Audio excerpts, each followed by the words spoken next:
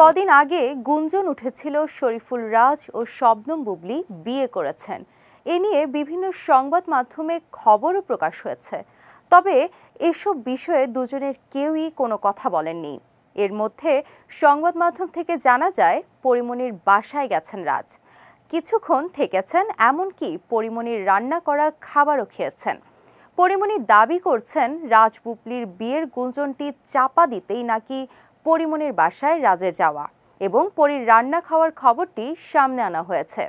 ১ June Pori Moni নিজের Facebook অ্যাকাউন্টে এ দাবি করেন। ঢালিউডের আলোচিত এই নায়িকা স্ট্যাটাসে লিখেছেন, যাকে আমার বাসার দারোয়ানি গেটে অ্যালাউ করবে না, সে স্বপ্নে আমার রান্না খায়।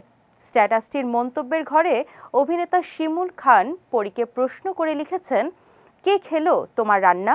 উত্তরে পরী লেখেন, আছে এক টোকাই, তার বিয়ের নিউজের চাপ ঢাকলো আমাকে আর আমার ছেলেকে দিয়ে। ফেসবুক পোস্টে কারো নাম উল্লেখ না করলেও ঘটনা ও কথার ধারাবাহিকতায় নেটিজেনদের ধারণা শরীফুল রাজকে উদ্দেশ্য করে কথাগুলো বলেছেন পরিমণি।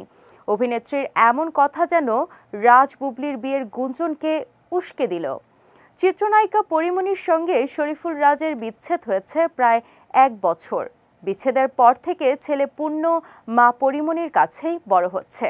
বাসায় রাজের যাওয়ার বিষয়ে ২৯ মে পরি সংবাদ মাধ্যমকে বলেছিলেন, অন্য একটি বিষয়ের জন্য রাজ বাসায় এসেছিল। বিচ্ছেদ হওয়ার পর আমার সঙ্গে দেখা হয়নি, আমি দেখা করতেও চাইনি। ওয়ালটন ফ্রিজ কিনে অনেকের মতো আপনিও হয়ে যেতে পারেন মিলেনিয়াল। সেরা পণ্যের সেরা অফার। বাসায়ও আসা মানা ছিল তার, কিন্তু হঠাৎ করেই কিছুদিন আগে আমার বাসায় এসেছিল।